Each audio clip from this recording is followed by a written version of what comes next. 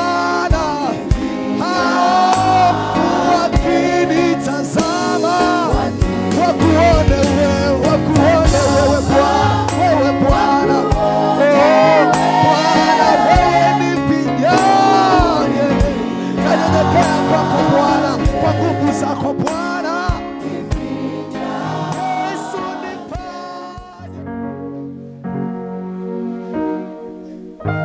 Ninaliombea kanisa la Kibada, ninaombea amani, ninaombea mshikamano, ninaombea umoja ndani ya kanisa. Ninaomba rehema Bwana katika kanisa hili, wanapofika mbele za Mungu kuomba kwa ajili ya jambo lolote linalowatesa, linalowaumiza, wawe ni wanawake, wawe ni wanaume, wawe ni kwaya, wawe ni wazee. Mungu sikia maombi yao, Mungu sikia kilio chao. Wanapoomba kwenye familia, waombe kwa kumaanisha ya kwamba Bwana utaendelea kuwasaidia. Mungu umeendelea kulisaidia kanisa hili.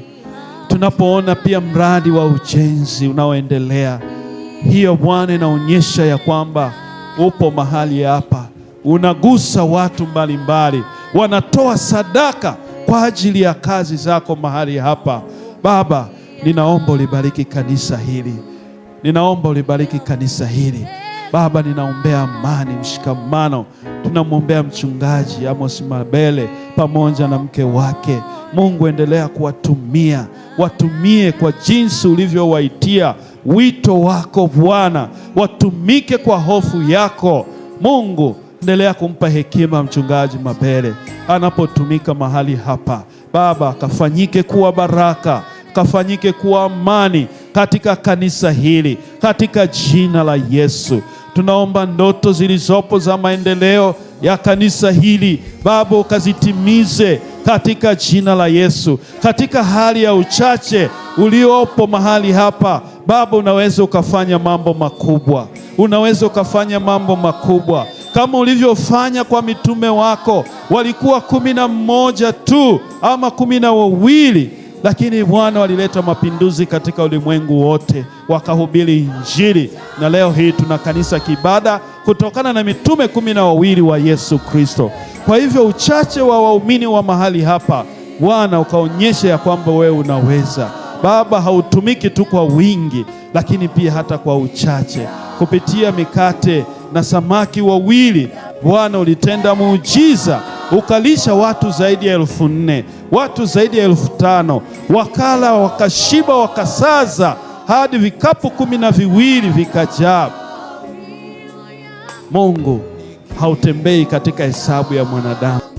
Ajira, wengine hawajapata promotion kazini, wengine wananyanyaswa kazini. Ninaomba Bwana ondoe manyanyaso, ninaomba Bwana ondoe manyanyaso. Wapo ambao wanatembea katika maumivu, wanatembea katika maumivu, magonjwa. Mungu wetu ulimponya Naamani ambaye alikuwa ni jemedari, akajichovya mara 7 katika mto wa Yordani.